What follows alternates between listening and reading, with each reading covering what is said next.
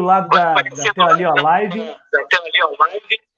Então, boa tarde, boa noite a todos que estamos assistindo pelo Facebook. Estamos iniciando, então, a live Corpo em Movimento, Corpo em Relação. Conexões com a psicomotricidade. Onde temos, então, aqui a nossa convidada, Núria Frank. E eu falo aqui do Brasil. A Núria Frank fala da Espanha. E eu falo aqui do Brasil. Mais especificamente de Porto Alegre. E a Núria fala de Barcelona, da Espanha. Então, para a gente iniciar, vamos falar um pouquinho de como chegou como a gente chegou nessa ideia de escrever o livro Corpo em Movimento, Corpo em Relação. Vocês podem ver aí a capa do livro, né? Tá bem? Então, vou passar a palavra para a Núria, para falar um pouquinho, né, Núria? Te apresentar um pouquinho ao público. E depois eu me apresento e a gente começa a conversar.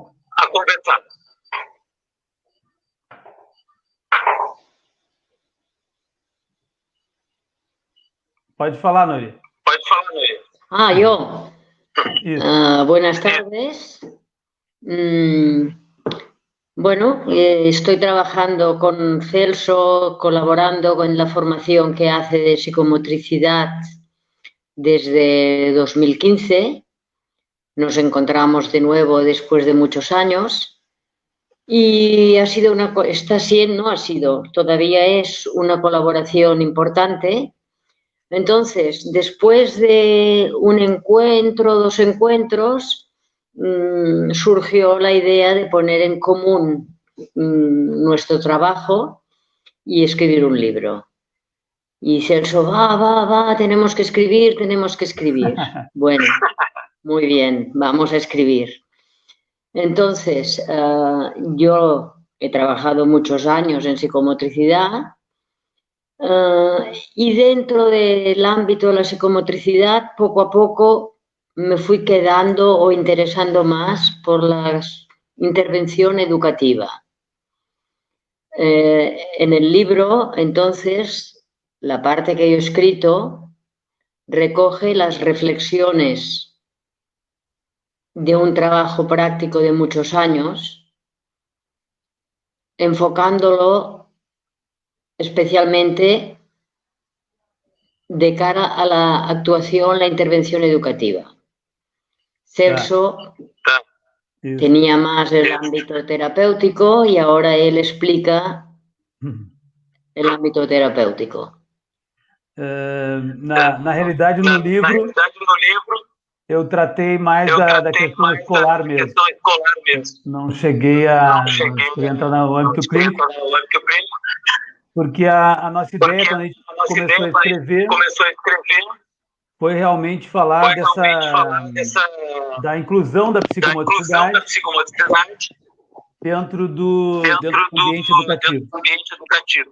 Então, isso foi a nossa proposta desde o início. Quando a Núria esteve aqui em 2015, nós fizemos um evento na PUC, onde nós retomamos um encontro de 1997, quando a Núria esteve aqui em Porto Alegre, também na PUC, ela deu uma palestra aqui junto com o André Lapierre, também vinha ao Brasil. Então, em 92, eu me formei lá, eu iniciei a formação com o André Lapierre, até 94. E em 97 a Núria veio para Porto Alegre, teve um encontro, né? Foi muito interessante. E lá por 2015 eu fui encontrar a Núria de novo. Então, foi muito bacana. Quando ela veio a Porto Alegre, Núria, tu pode baixar um pouquinho só o volume do teu som, de repente? Como? Eu acho que tá dando do teu mobile. Vamos baixar um pouquinho o volume? Sí, un momento. Vamos ver se consegue.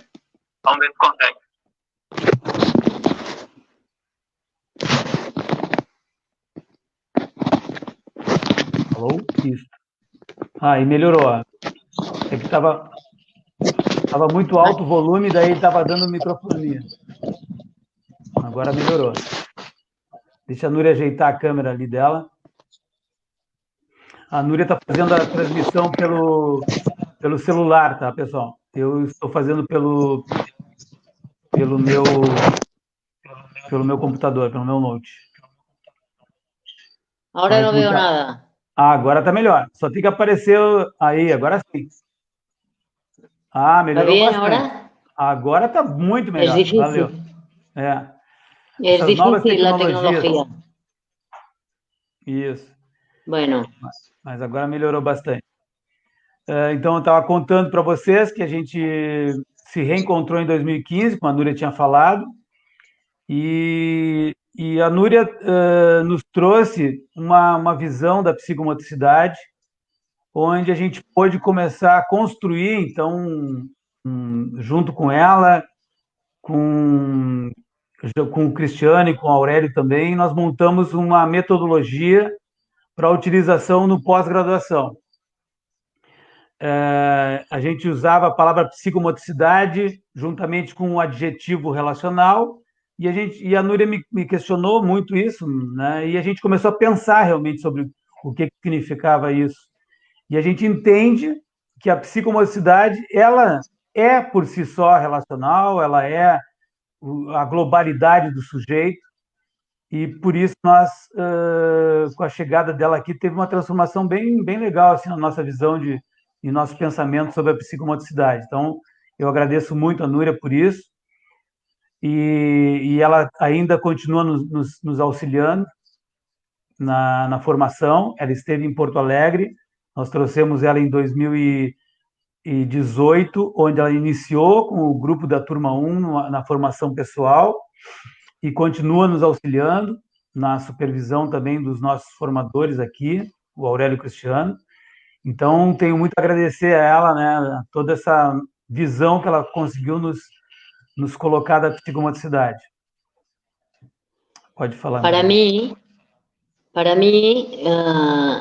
hablar de psicomotricidad no necesita tener un apellido. Hablar de psicomotricidad, desde mi punto de vista, es hablar de la globalidad de la persona, en todas sus dimensiones. Dimensión emocional, motriz, cognitiva, social, moral, ética, espiritual. Entonces, hablar de psicomotricidad desde este punto de vista, el tema de la relación es inherente. No se puede diferenciar, va todo junto. Hablar de psicomotricidad es hablar de la persona en relación y en comunicación con todo su entorno. En este sentido, cuando hicimos el trabajo de escribir y poner en común nuestras experiencias, bueno, ¿y qué título vamos a poner? Para mí un título que era muy adecuado, es decir, cuerpo en movimiento, cuerpo en relación. Una persona en movimiento es una persona que se relaciona con el mundo de los objetos, se relaciona con el espacio, se relaciona con otras personas, se relaciona con el tiempo, se relaciona consigo misma. En este sentido, yo hablo de psicomotricidad y pienso que es más que suficiente. Esta es un pouco minha opinião. Sim, e é exatamente isso que nos chamou a atenção com esse grupo que a gente tem de formadores aqui em Porto Alegre, e a Núria me dizia assim, tá bom, bota no livro, coloca na capa do livro lá a psicomotricidade com o apelido, Mas quando eu chegar em Porto Alegre, a gente conversa. Eu disse bem assim, porque a conversa vai ser longa. E aí, realmente, a gente foi conversando, foi percebendo essa... É inerente, não tem como separar. A psicomotricidade já é a globalidade, não precisa dizer mais nada, não precisa ter um apelido. E nós estamos construindo toda a nossa metodologia em cima dessa ideia que a Núria nos fez enxergar, que já, na realidade, já estava incorporado, mas a gente não estava enxergando isso. Então, isso foi muito bacana da gente poder perceber. E aí, nós resolvemos... Fala, Núria. Fala. No, otro apunte es sobre el concepto de movimiento, que para mí también es muy importante. Y esto está explicado en el libro. Decir, bueno, movimiento no es ir de aquí y andar 15 metros para el otro lado.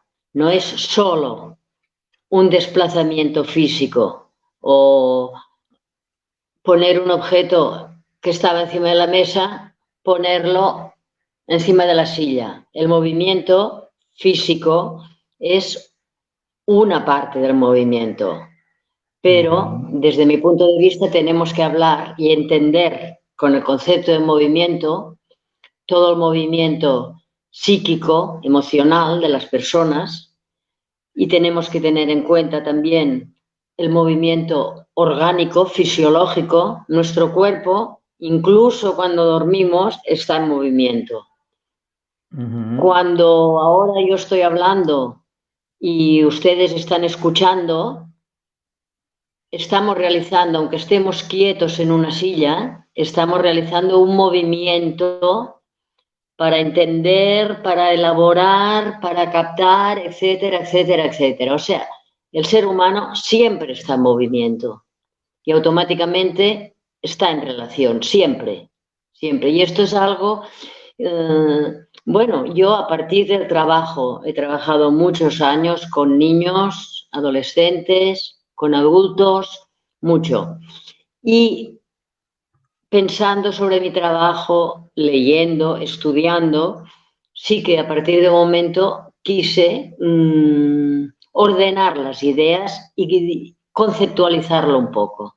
Y es lo que intenté poner por escrito en el libro este que compartimos con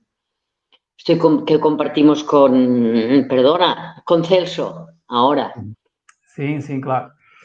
E aí a Núria escreveu sobre a experiência que ela tem da educação aí em Barcelona, e eu escrevi sobre a experiência que eu tenho com psicomotricidade aqui no Brasil, aqui em Porto Alegre. E fomos contando alguns casos. Sim, pode falar. Bueno, voy a decir una tontería. Los que me conocen ya lo saben. Bueno, no es una tontería. Ahora en la pantalla de mi celular está apareciendo la foto de una muy amiga mía de Belo Horizonte, Susana Cabral. Entonces yo quiero mandar un beso muy grande para ella después de tantos años de trabajo común y de tantos años que no nos hemos visto. Viu? Bueno. Tá aí a Susana, mandando que bom te ver, Núria. Tá escrevendo aí para ti, ó. Viu? Que legal. Ya he interrumpido não, la charla, pero isso é muito importante. Lo tenía que decir.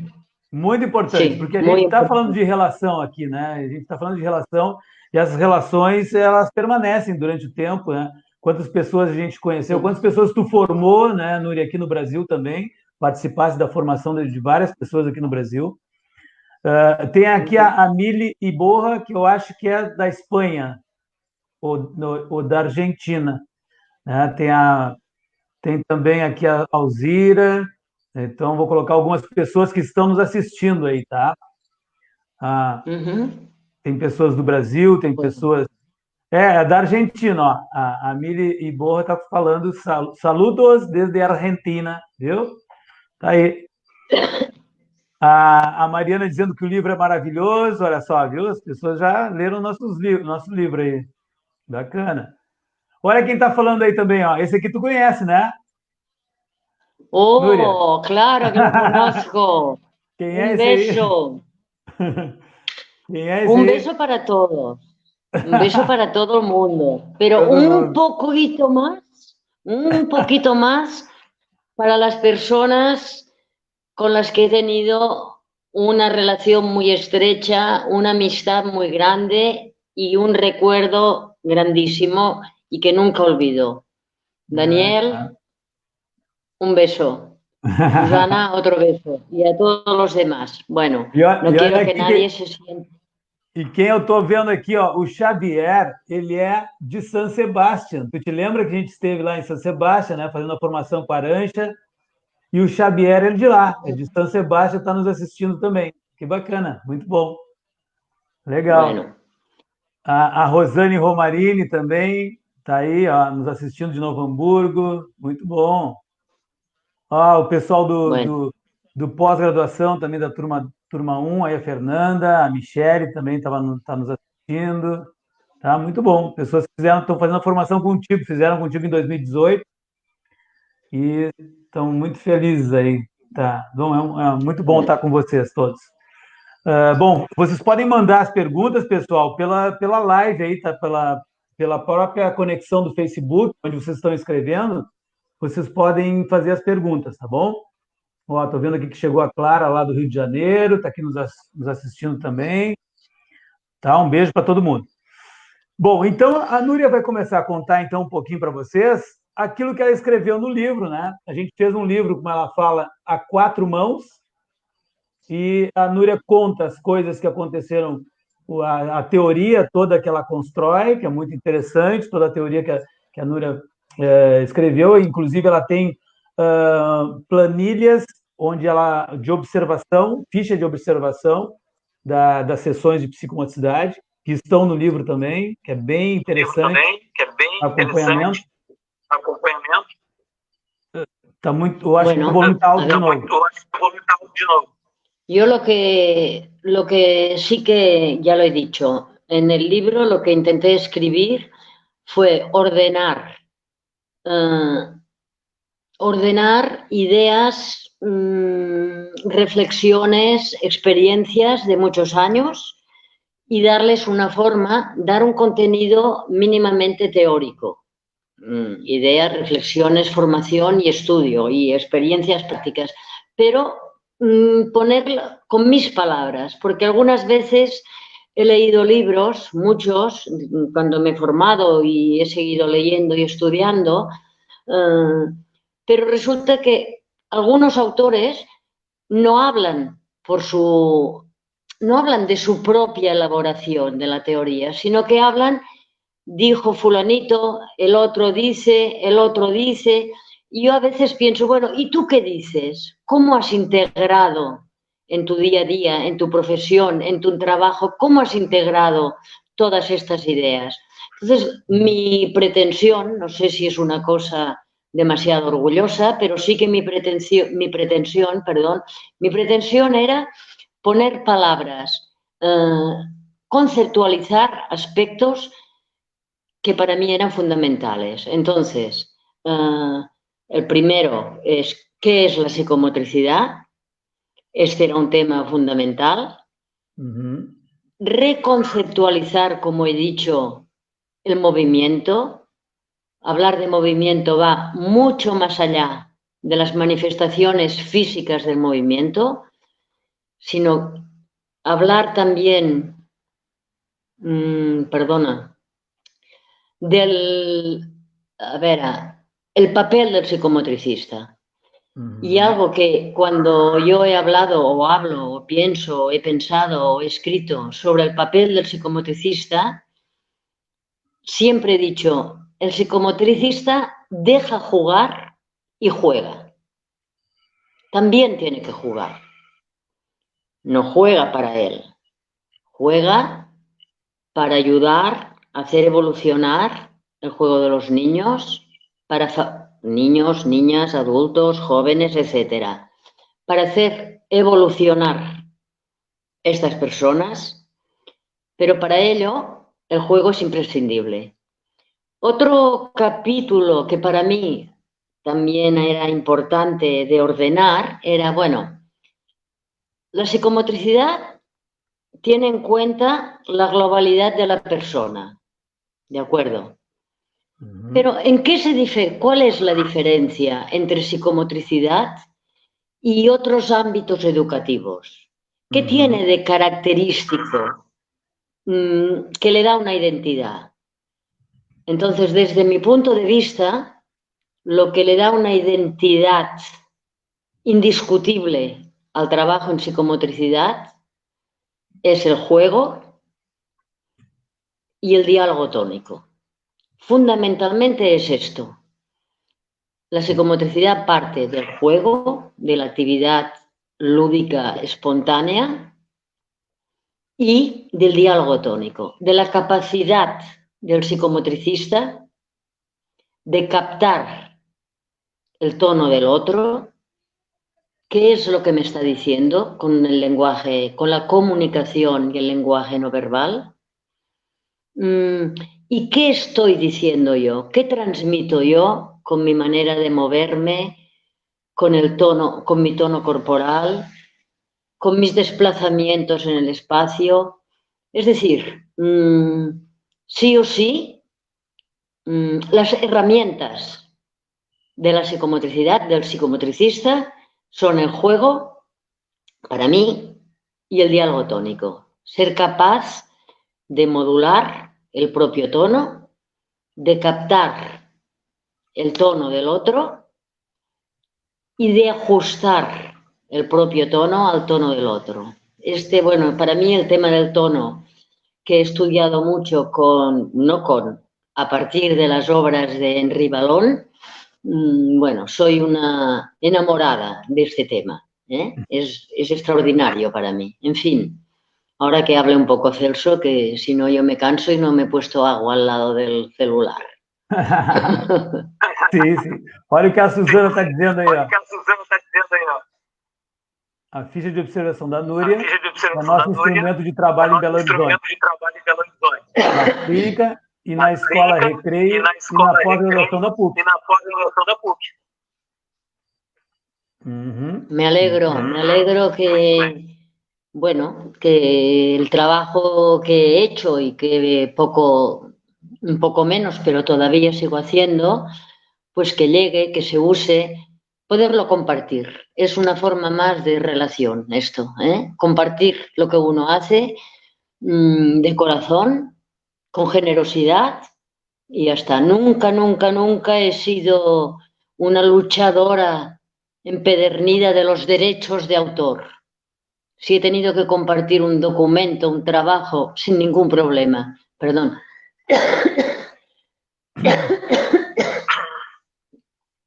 Ya está. Tá certo.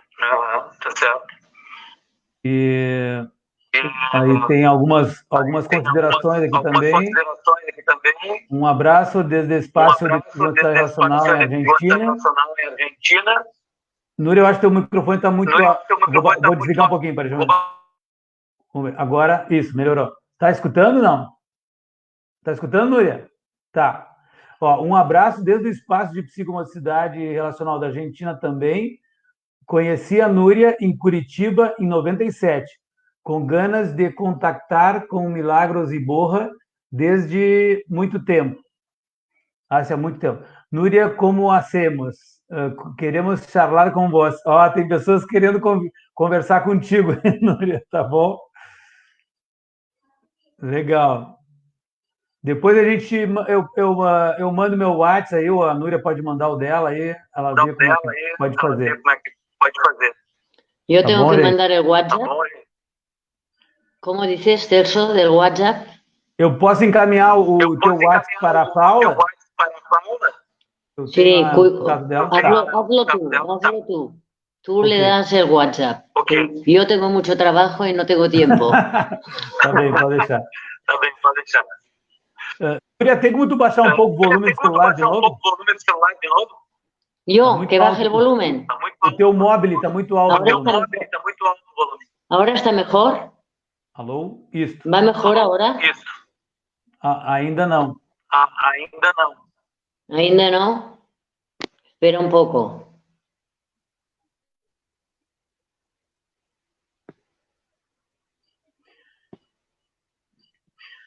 ¿Ahora? Alô? Agora sim. Alô? Agora sim. ¿Ahora sí? Melhor. Está um pouco melhor. Um pouquinho melhor. Tá um pouco melhor. Tá. Ó, o Pues Hendrik ahora yo no oigo. O Hendrik está mandando saludos tá desde mandando Alicante, Espanha. saludos desde Alicante, Espanha. Sí. Me parece, si no me equivoco, Hendrik, que tú trabajas también con Arantxa. ¿Es así? ¿Verdad que sí? Ele Creo trabalha com a que Arancha. nos conocimos, estuvimos, no sé si nos llegamos a conocer una vez en Donosti, pero creo que sí. No estoy segura. Uhum. ¿Va bien el sonido ahora, Celso? Tá bem. Bom, eu escrevi a partir da minha tese de doutorado. Fizemos uma imersão numa escola particular de Porto Alegre, e nessa escola particular nós atuamos com uma turma de primeiro ano, onde nesse primeiro durante um ano inteiro fizemos o acompanhamento dessa turma. No primeiro semestre, nós fomos assistir dessa escola todas as aulas que as crianças tinham do primeiro ano, nós acompanhávamos. Então, aula de música, aula de educação física, a própria aula de religião, a professora que acompanhava a turma também, durante todas as aulas eu participava, e eu filmava algumas aulas que eu podia filmar e escrevia sobre a relação deles com a professora, a relação no ambiente da escola, porque o meu interesse era perceber, então, o verbal e o não verbal dentro da escola, como é que isso se dava, como é que se presenciava isso. E o que a gente começou a perceber é que, claro, aquilo que já está escrito nos livros de André Lapierre, que quando ele escreveu nos anos 70, então no Brasil ainda acontece isso, o professor ele tem uma postura ainda muito de cima para baixo com seus alunos, onde ele determina o que tem que fazer, o que tem que aprender, e o desejo da criança fica muito de lado ainda. Infelizmente, ainda nós estamos temos muito que evoluir dentro da educação. E quando eu coloquei, a partir desse primeiro semestre de observação, no segundo semestre, eu fiz sessões de psicomotricidade com as crianças. Então, nas sessões, nós fomos vendo, nos deram a turma mais agressiva da escola, segundo eles, era a turma mais agressiva, que tinha mais problemas na escola, e, em cima disso, nós fomos montando o trabalho de psicomotricidade, fizemos sessões até o final do ano, e conseguimos perceber que existia, claro, muita repressão dessas crianças, onde as crianças não poderiam expressar os seus desejos durante as aulas. Então, por exemplo, numa das aulas de religião, que a professora falava sobre os gaúchos, o gaúcho é aquele típico da cultura aqui do Rio Grande do Sul, onde ele anda a cavalo, ele toma chimarrão, ele usa chapéu. Então, foi contando sobre isso, né? Quando ela falou do cavalo, o menininho se levantou e começou a andar a cavalo, né? A fazer o movimento. Aquilo que a Núria falou, o movimento, ele não é só o exercício, não é só andar de uma cadeira até a porta, sair da cadeira até a porta. O movimento, ele está composto de toda a singularidade do sujeito. Então, quando o menino escutou cavalo, ele se levantou e começou a andar de cavalo, né? Ele fez um movimento do cavalo. E a professora disse assim, não, senta, não pode, tu não pode estar fazendo isso, te senta, agora nós estamos aprendendo. Nós temos que aprender sobre a cultura do Rio Grande do Sul e da religião. Né? Então, dissocia a questão do movimento, da aprendizagem, como se a criança aprendesse sentada. Tu vê, e isso eu escrevi em 2011, 2012, é algo aqui recente, muito recente.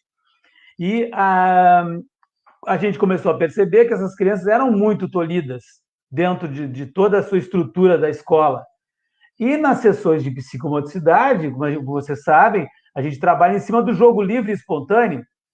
A criança tem essa liberdade de criação, de expressão, de perceber o seu corpo em movimento e sentir o seu corpo em movimento, sentir o seu desejo, perceber o que ela quer fazer.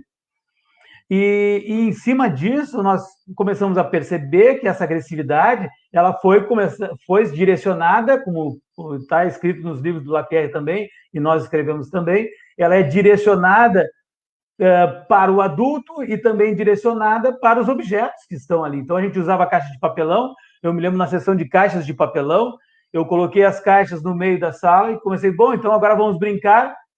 Em segundos estavam destruídas. Em segundos não restavam mais nenhuma estrutura de caixa de papelão. Virou praticamente nada. E aí fomos brincando com isso, ou seja, a criança, nessa limitação que ela tinha durante todo o tempo escolar, ela acabava nas sessões de psicomotricidade extravasando isso, colocando isso no jogo. E, em cima disso, fomos percebendo que falta muito também dentro da escola, além de perceber esse desejo da criança e o desejo de movimento, e assim se aprende através do movimento do corpo, começamos a perceber que o próprio adulto, o próprio professor, não tem a formação pessoal necessária para que ele possa suportar esse movimento da criança. O movimento não é bagunça, como eles colocavam. Se a gente pegar os relatos dos professores, está descrito no livro isso, os professores relatavam que é uma turma muito agitada, é uma bagunça, eles não prestam atenção em nada.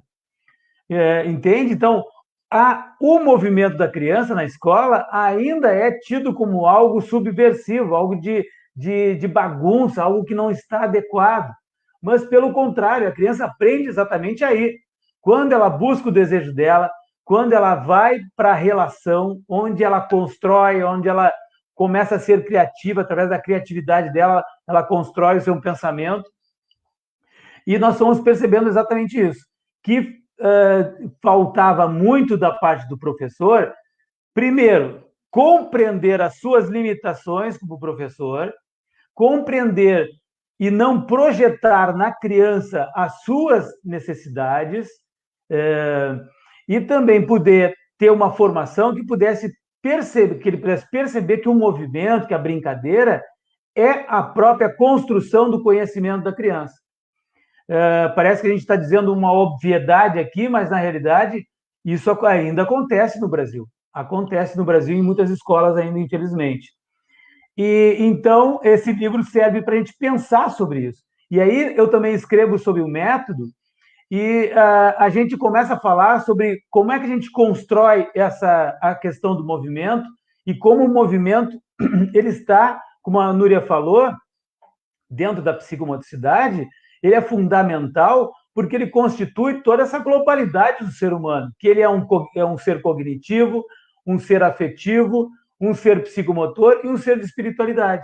E nós construímos, então, um catavento, onde a gente mostra essa globalidade do sujeito através dessas construções de conteúdos que nós falamos agora. Tá bom? Então, acho que a Núria pode contribuir um pouquinho também agora. Tá, nós estamos vendo ali, ó, o Henry está dizendo que é de Donostia, viu? Esteve em Donostia. Sí. Coincidimos una vez en Donosti cuando yo iba a trabajar con Arantxa, que este año no he podido ir porque con el coronavirus pues no pude viajar ya. Y bueno, en fin. Sí. Aqui é o Bruno, meu sobrinho lá da Inglaterra, que me ajudou muito a poder fazer essa live que nós estamos fazendo assim. Então, aí, Bruno, tudo bem? Boa tarde. Seja bem-vindo aí. Ó, a Suzana está dizendo assim, ó, estou emocionada de ver minha mestra, sigo seus passos, dando supervisões dos moldes do que fiz com a Núria. Olha aí, Núria, que bacana, hein? Muito bom. Una sorpresa muy grande, sí. Sí, sí, muy grande, la verdad. Legal. Bueno, ¿qué más quieres decir?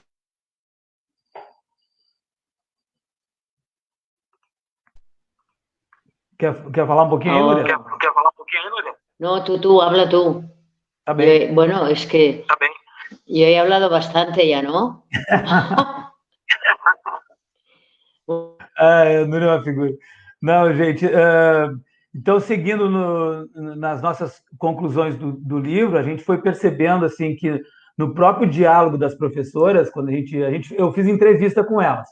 Então, eu sentava com a professora da sala de aula e ia conversando com ela. Pois é, como é que é a característica da tua turma? Como é que tu vê as crianças? E ela colocava como sendo assim, as crianças como se fossem maldosas até. Tipo assim, olha, tem crianças ali que são maldosas, que empurram, que brigam, que não param, não querem parar na sala. E em nenhum momento ela tenta perceber o que está acontecendo aí. Por que eu vi uma cena na sala de aula da professora colocar o menino que se dizia mais agressivo ou mais agitado, ela fez uma roda e colocou o menino, esse mais agitado, sentado ao lado dela. E aí ele disse, bom, agora tu fica aqui, né? E nós vamos conversar. Quem quer falar sobre alguma coisa que aconteceu? E aí as crianças levantavam o braço. Quer falar, Núria? Peraí. Vai. Sí, voy a hablar un poco más. Mira, dos cosas que ahora iba pensando. Una, que trabajar en psicomotricidad yo creo que es algo que es un regalo, que es un trabajo muy creativo, mucho, es difícil, es cansado, pero es muy creativo. Nunca sabes lo que va a pasar. Cada sesión es distinta de la anterior y de las que pasaron y de las que vendrán. Entonces, en psicomotricidad hay que estar muy atento a poder actualizarte en cada momento. ¿Qué es lo que hago en función de lo que está pasando en el grupo o con este niño o con esta niña? Y es algo que la creatividad al poder. En fin, no hay una cosa fija. Ahora hay que hacer esto, después hay que hacer esto. No. Según van sucediendo las cosas, tiene que ponerse en juego el psicomotricista para ser capaz de ir respondiendo. Entonces, para mí, y lo he dicho y lo he repetido, no es fácil, pero todo se aprende. Tampoco hay secretos. No hay secretos. Quiere tiempo, quiere un poco de experiencia o bastante, y cada vez sabemos más según van pasando los días, los meses y los años. Y esto es así. Entonces, algo que me he olvidado antes de comentar, bueno, me he olvidado, que todavía no he dicho, sí, cuando hablaba de las herramientas del psicomotricista, la psicomotricidad, he hablado del juego, he hablado del diálogo tónico, y entonces la otra gran herramienta que hay que aprender, desarrollar y practicar es la capacidad de descodificar el contenido de las cosas el contenido de las situaciones que aparecen, de los juegos, de las formas de utilizar el objeto. El trabajo en psicomotricidad en el ámbito educativo no analiza, no es un análisis, pero sí que tiene que haber una descodificación, es decir, captar el contenido latente que aparece en cada una de las situaciones. En fin, para mí esto también eran dos cosas que me gusta comentar. Sí. Y El Pequeño Príncipe. Tienen como ahora O Pequeño Príncipe introduciendo el libro, es muy linda, se ha relajado. Mira, Katia, me gusta que saques el tema. A ver, en un congreso que hubo en Barcelona hace unos años, el Congreso Europeo de Psicomotricidad, me invitaron a hacer la conferencia de clausura. Entonces, no quería hacer una conferencia académica, como he dicho antes, porque tal autor dice y tal autor dice. No, sino una reflexión personal. Entonces, ¿qué es lo que preparé? Fue una relectura del Pequeño Príncipe en clave educativa o psicomotriz. Todavía Nada, la semana pasada mandé para una revista de la Asociación Española de Psicomotricistas una síntesis del libro, una pequeña recensión, y realmente es un libro que si se vuelve a leer desde una visión educativa, desde una visión psicomotriz, una relectura del libro, es extraordinario. O sea, la relación del Pequeño Príncipe con las personas que encuentra en los distintos planetas. ¿Qué pasa? Que al final estas relaciones le hacen decir, las personas mayores son muy raras. Esto es extraordinario. La relación que el Pequeño Príncipe tiene con la rosa, con su rosa, que es única. Es una rosa caprichosa, es una rosa exigente, pero es suya y es la única. Y a ella le dedica todo su amor. La relación que tiene que establece el Pequeño Príncipe con el zorro es extraordinaria. En aquello de ¿por qué no me domestica? Raposa. ¿Perdona? Ah, raposa, sí, el zorro, con la raposa. La relación del Pequeño Príncipe con la raposa en portugués. En español, en castellano es el zorro. Y, perdón, la relación que establece el aviador con el Pequeño Príncipe. Hay varios lugares en el libro en que el aviador reflexiona sobre las respuestas que le da o que no le da al Principito, sobre su bueno, en fin, que es un libro extraordinario y realmente creo que vale la pena que les invite a todos a volverlo a leerlo desde una visión psicomotriz. Es extraordinario, extraordinario. Ya está. Isso. Essa passagem do Zorro, da raposa com o Pequeno Príncipe é muito linda e demonstra muito também o que o psicomotricista deve compreender na sua relação com as crianças ou com quem está com ele. Porque a raposa só se aproxima do Pequeno Príncipe quando ela tem segurança, quando ela tem tranquilidade, depois de olhar, depois de espiar, depois de chegar perto, depois de se afastar um pouquinho, aí só depois que daí ela vai vincular. Então, essa questão na psicomotricidade é fundamental, o vínculo que a gente estabelece e de que maneira esse vínculo acontece. Porque o adulto, normalmente, o psicomotricista, o professor, normalmente, muitas vezes ele acaba se antecipando e indo até a criança ou até seja quem for, antes de perceber se realmente já está estabelecido um certo vínculo, se a relação já está propícia para essa aproximação. Então, isso que a Núria fala de decodificar, entra por aí também, né?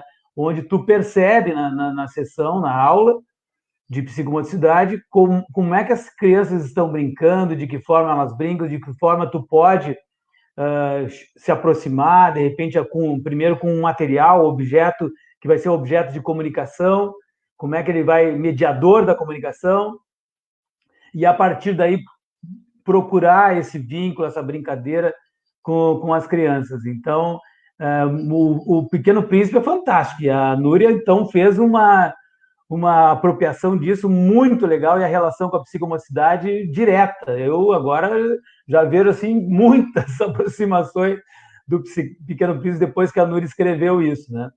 A Paula Andréia está dizendo ali, ó, que na Argentina também acontecem nas escolas isso, viu? Então não é só uma questão do Brasil, na Argentina, de repente na América Latina acontece muito isso, do professor, né, tá nessa posição mais de adulto, não conseguir perceber realmente a criança. E a psicomotricidade, vocês sabem que no Brasil, agora não sei se você sabe ou não, mas no Brasil foi regulamentada a profissão de psicomotricista a partir de 2019. Em janeiro de 2019 está regulamentada a profissão. Então agora nós temos um Código Brasileiro de Ocupação que nos torna, então, psicomotricista. E isso vai agora fazer com que no Brasil surjam as graduações. Vai ter que ter graduação em psicomotricidade, assim como tu te forma para ser, por exemplo, fisioterapeuta, ou educador físico, ou psicólogo, tem que fazer uma graduação. No Brasil também vai ter que ter graduação para fazer a formação. Então, agora ainda tem as especializações, nós coordenamos um pós-graduação aqui em Porto Alegre, junto com a Núria Frank, que nos auxilia na formação. Então, é de 1 ano e meio, então são 3 semestres, mas a partir daqui a 2, 3 anos, vai ter que ser graduado para ser psicomotricista aqui no Brasil, né? A Mili Borra está dizendo que utiliza o teu material teórico no programa da Cátedra de Formação Corporal da Universidade da Argentina. Olha aí, sabia disso, Núria?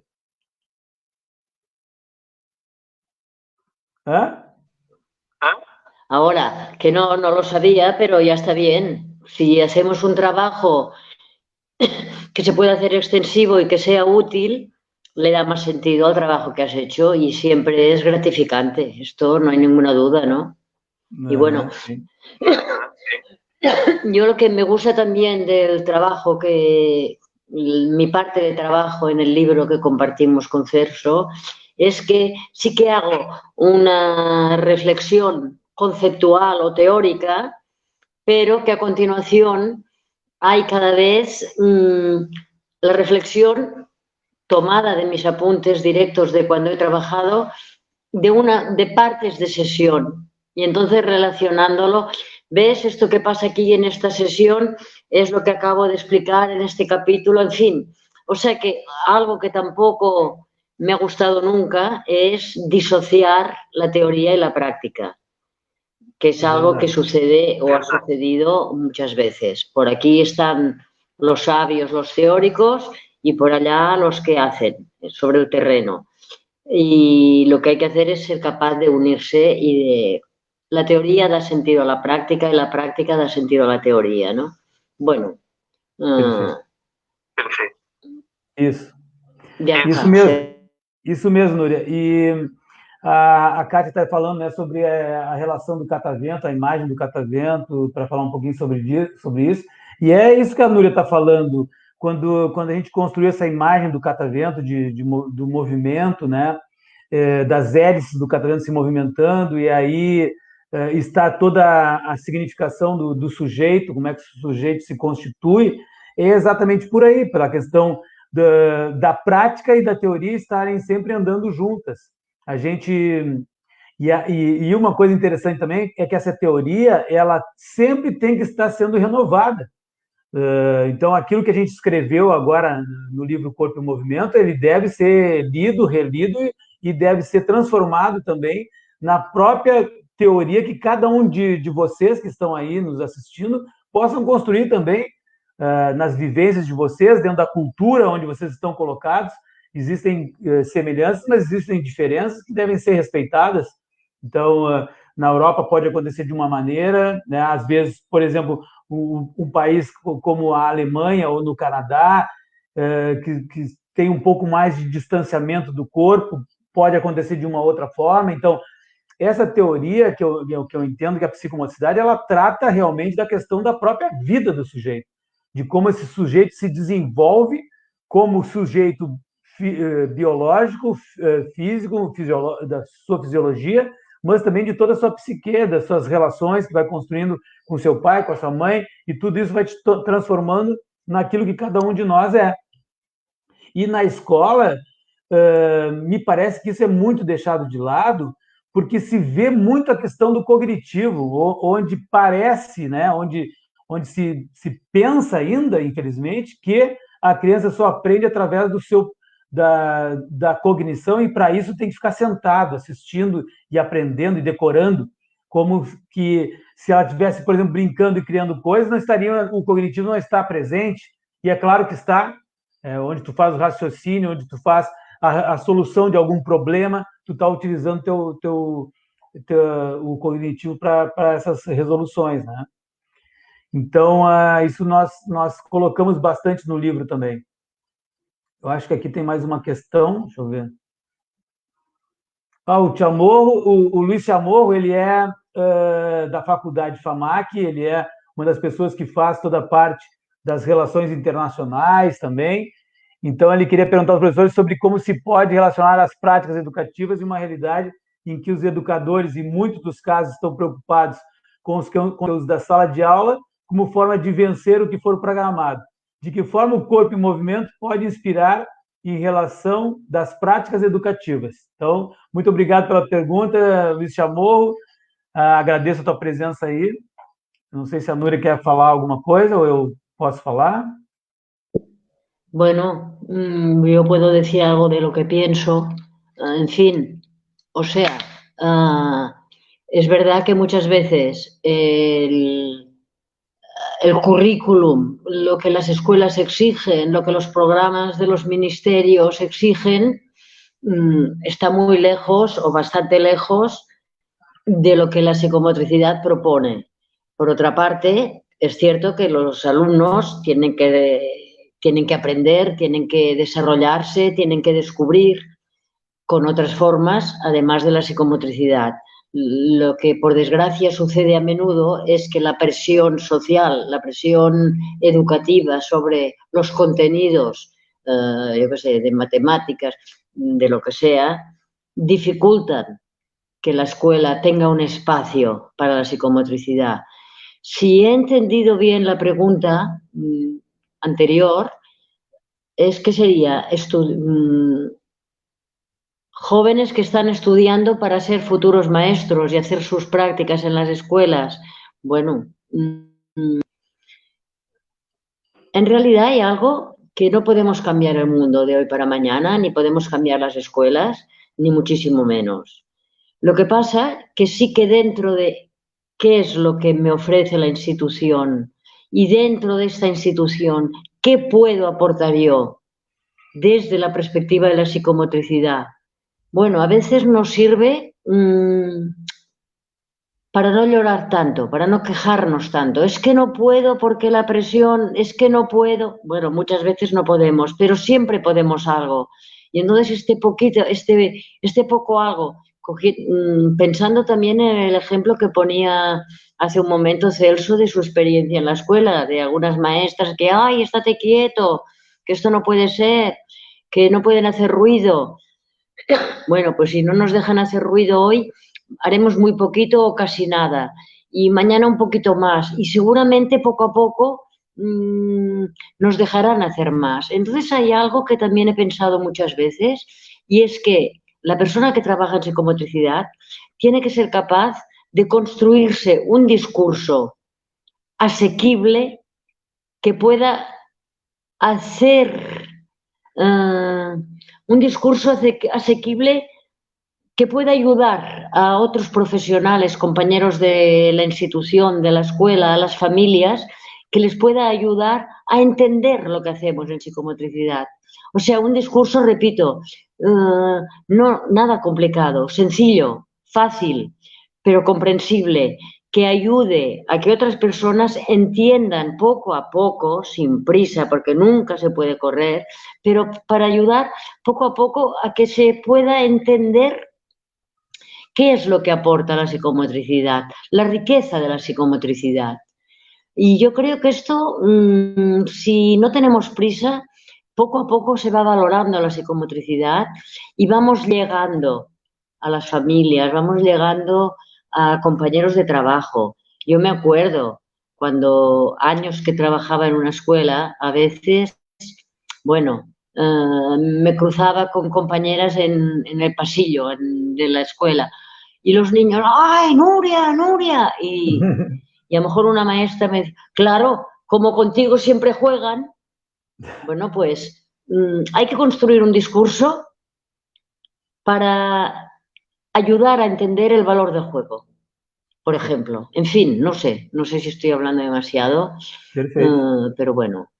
No, muy bom, é isso mesmo, Núria. Celso, se me está acabando la batería del celular, a pesar de que lo he enchufado en el ordenador, ¿eh? De aquí un poquito igual ya dejáis de verme. Vamos pero esperar, bueno, todavía aguanta. Não, mas vamos mais um pouquinho ainda. A ideia é ir mais ou menos até as 4 horas, 4h15, por aí no máximo. No caso aí seria 21 horas, né? Bom, gente, o que a Núria falou é muito importante no sentido de percebermos exatamente isso, da nossa formação. E vou ter que desligar o microfone da Núria. E da importância da formação do psicomotricista e da nossa contribuição dentro da escola. Quando o psicomotricista entra no ambiente escolar, no meu ponto de vista, e a Núria acredito que concorda também com isso, nós temos que agregar a escola, nós temos que abraçar a escola toda. A direção tem que saber o que acontece, a coordenação pedagógica, os orientadores, a própria professora, porque normalmente acontece uma movimentação muito grande. Isso que a Núria falou é verdade. Tu entra na escola e as crianças gritam o teu nome, como se fosse um popstar até, assim, uma coisa muito, né, louca, assim, a coisa que acontece. Por quê? Porque nós entramos nessa relação verdadeira, espontânea, do jogo livre espontâneo, onde a criança consegue realmente perceber e sentir essa relação verdadeira que a gente passa. E ela consegue aprender com isso também, a respeitar o seu colega, a respeitar as regras que existem regras, né? São os 3 cuidados que existem numa sessão: cuidar de si, cuidar do outro e cuidar do ambiente. Então, existem regras, porque pode se confundir isso quando se diz que é jogo livre e espontâneo. Então isso aí pode acontecer qualquer coisa. Não, existem regras, combinações, onde as crianças também sabem o que pode, até onde pode e até onde não pode acontecer. E isso é fundamental para que o ambiente escolar esteja preparado para isso, para que a gente não seja uma ameaça para as pessoas que estão ali, e, pelo contrário, seja alguém que possa dar o suporte necessário para que possam contar com a gente também, com o psicomotricista, colaborando com a parte pedagógica. Não vai entrar para tirar também o educador físico, não é isso. Nós não estamos aqui colocando o psicomotricista como alguém que vai chegar e vai tirar a educação física da escola. Não tem espaço para todo mundo, mas o psicomotricista é uma disciplina curricular, deve entrar com uma disciplina curricular, ou com uma turno inverso. Lá na Itália, a gente viu o trabalho da Laura Bettini, onde ela chama de socioeducativo o trabalho, que é muito interessante, que não é nem clínica e nem escolar o trabalho, é um trabalho intermediário, onde formam-se grupos de 6 a 8 crianças que vão lá para brincar, e para, em cima da brincadeira, aprender a ter melhores relações, a poder conviver melhor com os outros. Então, é um trabalho bem interessante, que é diferente da escola e diferente da clínica. Mas o nosso foco aqui é dentro da escola. Então, o que eu cheguei numa conclusão foi que os professores necessitam de uma formação pessoal. Todo o ambiente escolar, porque quem é que cuida, afinal, do cuidador? O professor é aquele que cuida, vamos dizer, o educador cuida do educando, mas quem cuida do educador, do professor? Então, a psicomotricidade também pode entrar como uma ferramenta que possa trabalhar em cima dessas relações do professor, para que ele possa se compreender melhor, que ele possa compreender o poder que ele tem, mas compreender a fragilidade que ele também tem, e nessa dicotomia poder compreender que somos seres falíveis, portanto, não somos perfeitos nem perto disso, temos falha, e hoje esse vírus que chegou para assolar todo mundo, a Covid-19, veio mostrar exatamente a nossa fragilidade, veio mostrar a nossa globalidade. O que acontece na China vai chegar no Brasil, sim, vai chegar na Espanha, sim, vai chegar na Argentina, sim. Então, nós vivemos numa mesma casa e nós temos que cuidar dessa casa. Então, esses nossos dias que estamos vivendo também servem para fazer essa reflexão sobre, afinal, de que maneira nós estamos vivendo, como é que estão as nossas relações. E a gente percebe que o ambiente escolar necessita muito disso, porque é dentro da escola que a gente cria, então, um pensamento crítico, que a gente deveria, pelo menos, criar um pensamento crítico. Vamos ver se tem mais algumas colocações aqui do pessoal. Hoje, a BNCC nos ajuda muito para o desenvolvimento dos trabalhos de educação psicomotora. A Deise é lá de Fortaleza, né, Deise? É de Fortaleza. fez um trabalho muito interessante com a Margarida Pinto também. Muito legal. Beijo aí, beijo para todos vocês. Kátia também está nos assistindo, já perguntou. A Elisângela Gussi de Curitiba. Muito bem, legal. A Patrícia, que eu acho que tem uma pergunta, deixa eu ver. Patrícia, do Recife. Aqui em Recife temos muitas escolas com a psicomotricidade racional incluída no currículo. Parabéns, é isso mesmo.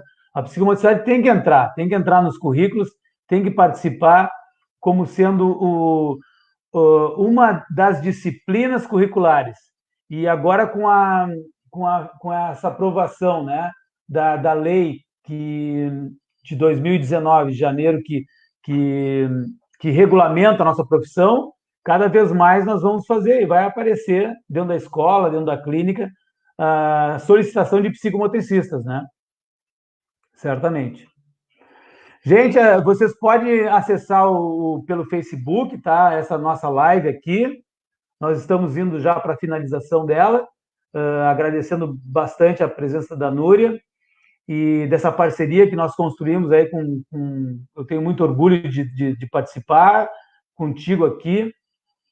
O Renan está colocando lá, Los Contenidos. Tu que lê isso, Núria, que está em espanhol. Está em espanhol. Los contenidos que surgen en la sala de psico nos permiten comprender la realidad del niño y sirve para adecuarnos mejor en la realidad educativa o pedagógica, de parte de Arantxa. Muy bien. Celso, yo ahora ya voy acabando. Claro, y antes de acabar, voy a recomendar un libro. Además de nuestro libro, otro libro. ¿De acuerdo? De acuerdo. Se puede, ¿no? Mira, a mí me gusta mucho leer y he leído mucho durante mi vida y sigo leyendo y ahora confinada todavía más. Hay un libro que es una novela, pero que hay que ser capaz de leerlo desde una perspectiva psicomotriz y es extraordinario. O sea, yo sí me tengo que quedar con algunos libros que no abandonaría nunca. Seguro que uno es el Pequeño Príncipe, algunos más que ahora no os voy a decir todos, pero dentro de los 5, uno es el que voy a decir ahora, a ver si se ve. Es un... ¿Se ve? Peraí que eu vou ver se eu consigo botar a tela. Espera. Peraí.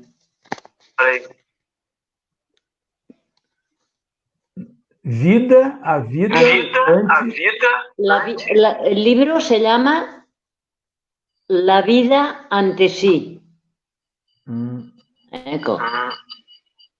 Es que no sé dónde está la cámara del móvil, del celular. Ah, sí, aquí. Bueno, el libro se llama La vida ante sí. Fácil, ¿no? Y el autor...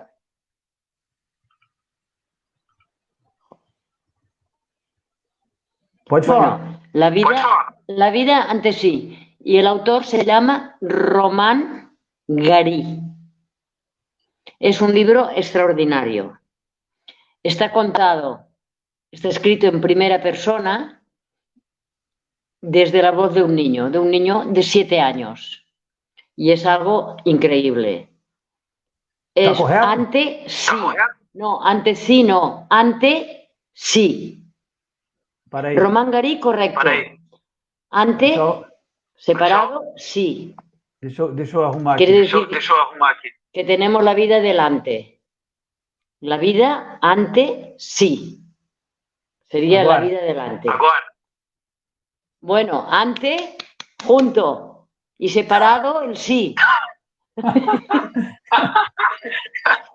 Eu no espanhol está horrível, para aí. Venga, arréglalo. Es extraordinario, de verdad. Agora sí. A ver ahora. Meu Deus. Meu Deus. No, con C, no, con S. Sí, sí. Ante, sí, con una S. Bueno, también está bien reír un poco, ¿eh? Que la vida es muy dura. Las bromas. Ahora sí. Este libro, de verdad, Si lo podéis encontrar, hay el autor es francés. Está la versión francesa, evidentemente. Yo lo he leído en castellano y lo he leído en catalán y es posible que esté en portugués, porque con este libro ganó el autor una vez el premio Goncourt de Francia, que es uno de los premios más importantes. O sea que es una novela fácil de leer y que da para pensar muchísimo y que nos enseña cosas sobre los pequeños, sobre los niños. Ya está, nada más. Ha sido un placer. Antes de terminar, eu ainda só queria falar uma coisa importante, Núria, só um pouquinho antes de terminar. Teve uma pergunta do Bruno, tá, sobre se a educação física deveria se chamar psicomotricidade. Não, não é isso que nós estamos dizendo, tá? Não é substituir educação física por psicomotricidade. Por quê? Porque um educador físico não é um psicomotricista. Isso existe uma confusão muito grande. Por quê? Porque o educador físico ele pode ter algumas coisas, ele pode ter, vamos dizer assim, algumas informações sobre o que é psicomotricidade e aprender o que é a educação psicomotora, mas ele não tem a formação que um psicomotricista tem. Então, agora o psicomotricista é um profissional, assim como o educador físico, assim como o fisioterapeuta, e quem deve assumir a psicomotricidade dentro da escola é o próprio psicomotricista. Claro que o educador físico, o fisioterapeuta, o fonoaudiólogo, o psicólogo, eles se utilizam da psicomotricidade dentro das suas especialidades, eles se utilizam da psicomotricidade, mas eles não são psicomotricistas. Existe uma diferença aí na atuação, que é realmente como é que ele atua. Então, o adulto, como é que ele atua com a criança, com o idoso. Então, essa formação te permite, te dá, além da questão teórica. Então, o psicomotricista que faz a formação do pós-graduação, nós estamos passando ali as últimas vagas agora para o mês de maio, tá? Quem ainda quiser se inscrever, ainda tem algumas vagas. Vocês vão fazer a formação, então tem a formação teórica, tem a formação profissional, que são os estágios, que a gente chama de praxis supervisionada, e tem a formação pessoal. Então, existem essas 3 grandes áreas de formação, tá bom? Então, tem essa diferença aí.